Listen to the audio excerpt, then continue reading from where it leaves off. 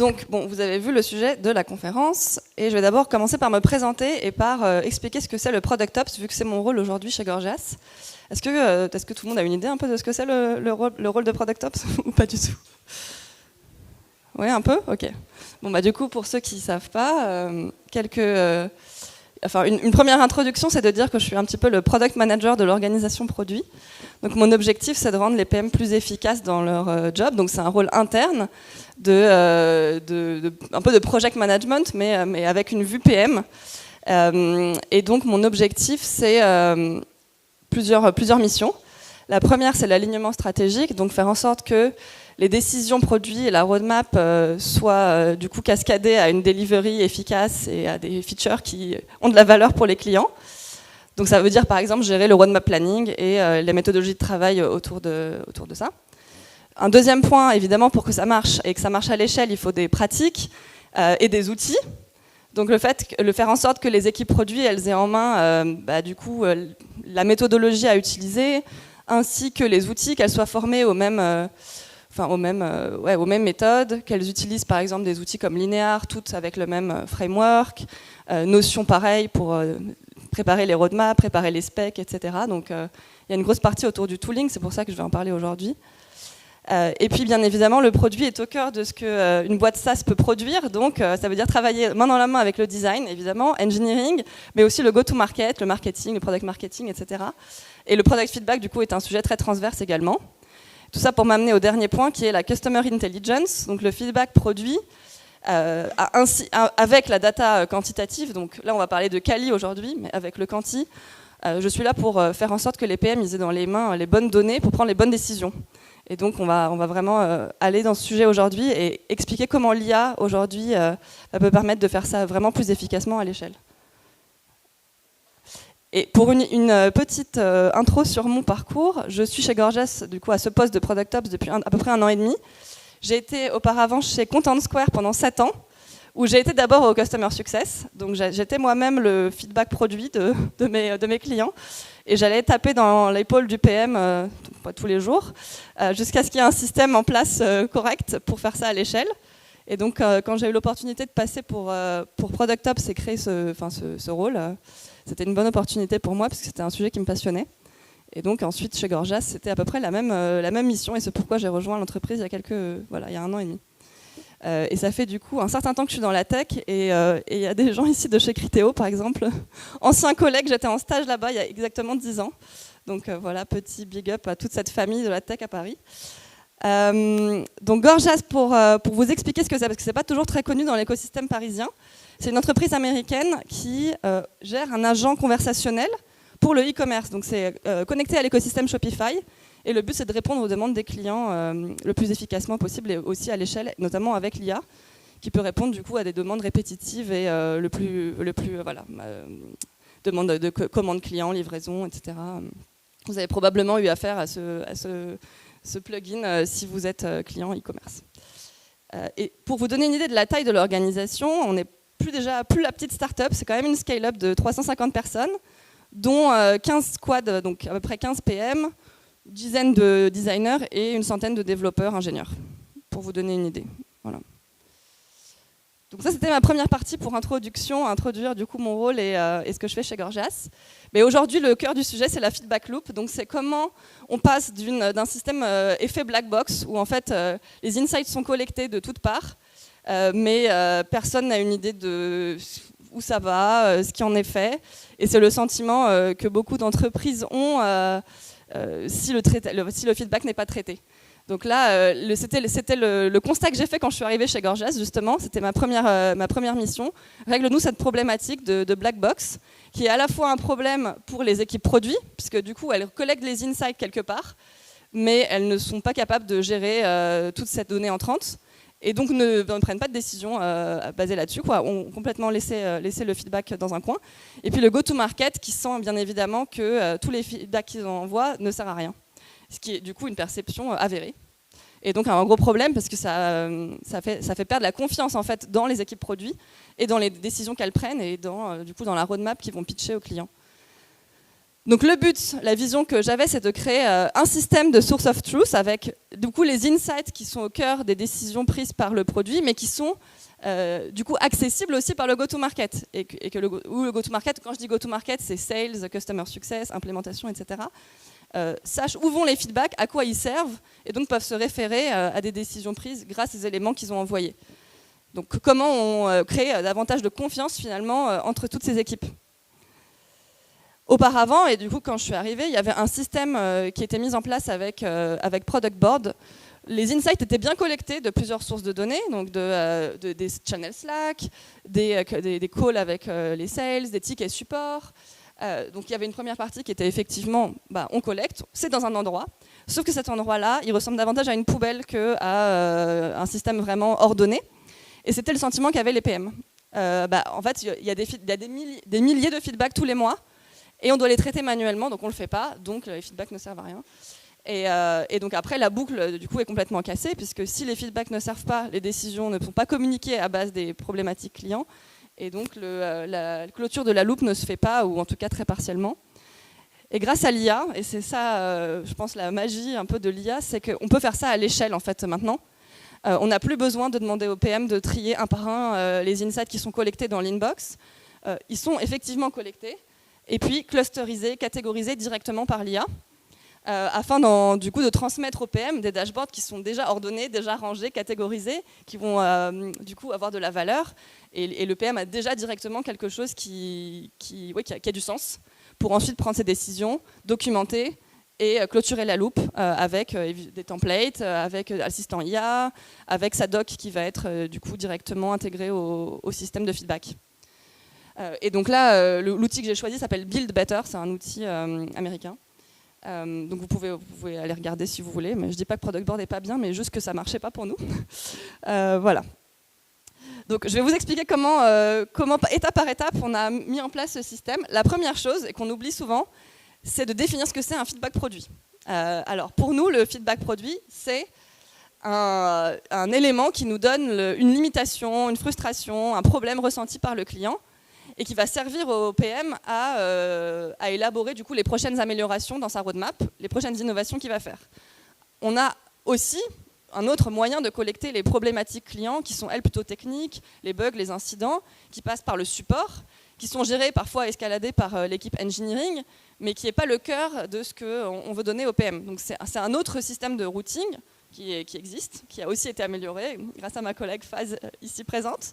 Voilà, on a distingué les deux systèmes, et du coup c'est aussi quelque chose qu'on communique notamment aux équipes go-to-market. Si vous avez un feedback produit, ça va dans l'outil de feedback, et si vous avez un bug qu'il faut le corriger maintenant, il faut l'envoyer au support. Donc pour mettre en place ce système, j'ai un peu pensé comme un PM, donc la discovery, prioriser la solution qu'on veut et le système autour. Et puis là, on est dans la phase où le lancement a été fait et on va itérer, booster l'adoption, répéter les messages. Donc ça fait à peu près 1 an que je suis sur ce sujet, parce que la première implémentation que j'avais faite, c'était avec un outil qui a été racheté par Atlassian et qui a été killé au moment du rachat. Donc j'ai fait 9 mois d'implémentation et ensuite une autre implémentation. Donc je suis bien au clair de ce sujet. Hein, si vous avez des questions, je me ferai un plaisir d'y répondre. Donc, ma discovery, comme je vous disais, elle a mis en lumière qu'il y avait un problème côté produit et côté go-to-market. Si je m'étais arrêtée qu'à faire ma discovery côté produit, j'aurais eu une vision partielle en fait, du problème. Ça aurait pu être ça, j'aurais pu me donner des dashboards au PM, mais ça n'aurait pas réglé le problème de confiance avec le go-to-market. Donc ça, c'est un élément hyper important que du coup, je tiens à dire que la discovery, ça sert vraiment à quelque chose, y compris quand on est en interne sur une problématique d'organisation. Les opportunités et du coup, la vision idéale, c'est de recréer une boucle vertueuse où le feedback sert à prendre des décisions qui sont ensuite communiquées. Voilà, c'est pas juste dans la petite popote du PM, c'est vraiment un élément central de l'org. Et puis, dans l'IA, maintenant qu'on a l'IA, je veux dire, c'est définir les rôles, ce qu'on veut faire à l'IA et ce qu'on veut faire au PM.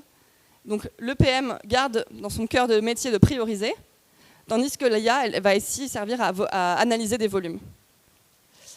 Donc la première étape, très concrètement, c'est de donner à l'IA, d'éduquer l'IA, lui expliquer en fait quels sont nos produits, quels sont nos domaines produits, nos fonctionnalités, Et donc, créer toute une taxonomie. Donc là, la taxonomie, elle fait plus de 100 items où j'ai rédigé, du coup, en parlant avec les PM, évidemment, en essayant de comprendre quelles sont les fonctionnalités et les définir.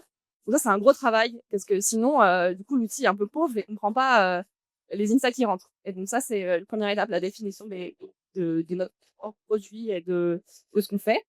La deuxième étape, c'est l'implémentation de toutes les sources de données, donc les données entrantes. On a Gorgias pour les tickets support, on a les calls clients issus de Bong, on a les interviews customer, on a Slack, et on a aussi HubSpot qui est notre donnée de CRM. Donc, on va venir croiser les données entrantes avec la donnée business. Et donc, grâce à ça, on va avoir des dashboards qui vont nous permettre d'analyser du tout les topics qui ont été regroupés ensemble par l'IA avec les volumes associés. Et puis, là, on veut, c'est un exemple, on investit en fait dans un sujet, on rentre dedans et on a un peu sous le format entonnoir les différents insights avec les transcripts, les données du client, etc. Ça, c'est une première manière d'investiguer, c'est partir du haut et arriver dans le détail. On a aussi une deuxième manière, c'est de passer par du coup des dashboards priorisés sur le business impact, donc ici par ARR par exemple. Vu qu'on a toutes les dimensions business dans HubSpot, on a l'ARR, mais aussi la segmentation de nos clients, les personas, l'industrie, etc., les géographies. Enfin, on peut vraiment aller très loin dans le croisement de tous ces filtres. On va avoir la possibilité, bien évidemment, une fois qu'on a priorisé les sujets, on est rentré dedans, ça donne une direction au PM pour aller avantage creuser sa discovery et puis commencer à documenter. Donc, par exemple, là, créer dans son spec doc, il y a une partie why. Donc, le why est expliqué par les feedbacks produits, donc issus du système. Et puis, là, le deuxième exemple, c'est dans les roadmaps de chaque squad, je suis allée créer une automatisation pour venir nourrir la roadmap d'un résumé de tous les feedbacks sur le scope de chacun des squads au moment où il va faire son roadmap planning. Donc, c'est-à-dire à toutes les 6 semaines, nous, nos PM update la roadmap. Donc, toutes les 6 semaines, il y a un résumé qui arrive et qui lui dit, bah voilà les top sujets, voilà la quantification, la RR, les clients concernés.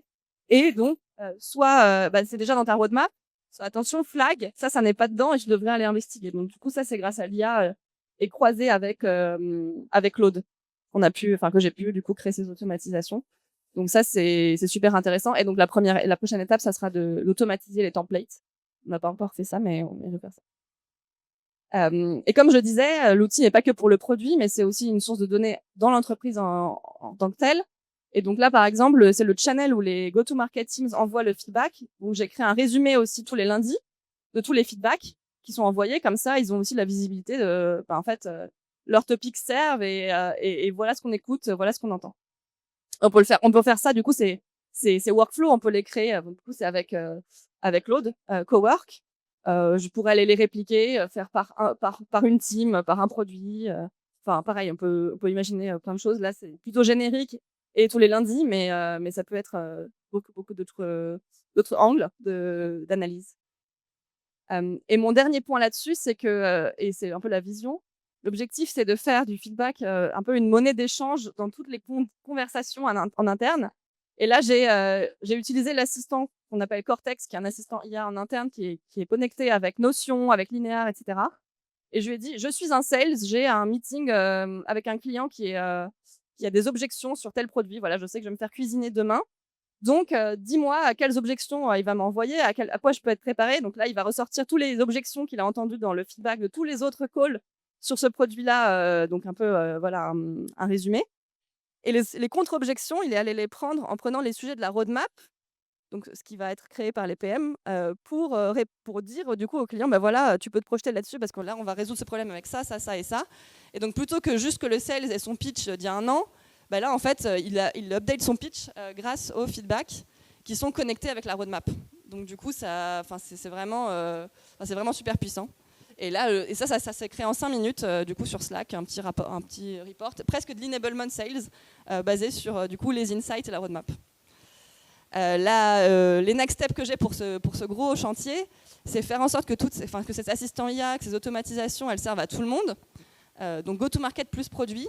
Qu'on puisse clôturer la loupe aussi avec des notifications, par exemple, lorsqu'il y a une release, d'expliquer « Ah bah la release, là, elle est due au fait que tu avais envoyé le feedback là, il y a 6 mois, donc merci beaucoup. » Bon, voilà, ça c'est futuriste.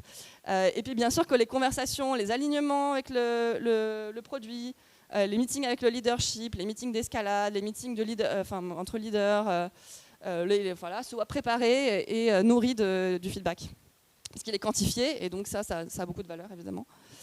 Ce que je voulais dire, là, je vous ai beaucoup parlé de l'IA et de l'outil et de comment on le set up, mais c'est aussi un changement culturel. Et donc là, tout ce que je répète, c'est aussi le discours que je tiens en interne. Et je suis aidée, bien évidemment, d'autres alliés. Donc l'IA, elle est très, très puissante pour un certain type d'action. Voilà, elle va analyser des larges volumes, faire des catégories, faire des dashboards. Mais ça ne peut pas marcher tout seul à l'échelle si les product teams ne sont pas disciplinés pour du coup prendre ce feedback, l'analyser davantage et le documenter et en parler. Et puis si les go-to-market teams continuent, voilà, il faut qu'elles continuent à l'en envoyer, à être vocales, à se sentir aussi du coup partie prenante de cette influence qu'elles ont pour la roadmap produit, et qu'elles adhèrent du coup à ce système, et qu'elles comprennent aussi qu'un feedback n'est pas égal à une feature qui sera lancée demain. Il y a beaucoup d'autres choses qui se passent pour prioriser. Mais au moins, là, il y a la donnée pour dire on a fait ça parce que, ou on n'a pas fait ça parce que. Et donc ça peut servir des deux côtés, des côtés produits et côté go-to-market. Donc cette boucle vertueuse, on a ce cheminement qui est possible aujourd'hui avec l'IA, qu'on ne pouvait pas faire vraiment il y a 1 an et demi, parce que c'était trop manuel. Donc il y avait trop de choses qui avaient été abandonnées. Et ce que je voulais finir par dire, que j'ai ce rôle de Product Ops qui du coup a mis en place ce système à l'échelle, mais ça pourrait être aussi n'importe qui dans l'organisation qui prend ce sujet en main. C'est souvent un angle mort dans les organisations produits, et que c'est pourtant du coup le cœur de ce que doivent faire les product managers. Mais c'est aussi un sujet clé pour travailler main dans la main avec les équipes go-to-market. Et donc voilà, c'est un peu la conclusion. S'il y en a qui se sentent inspirés de lancer ces sujets dans leur organisation, je serais ravie d'aider ou d'apporter ma petite pierre à l'édifice. Question ?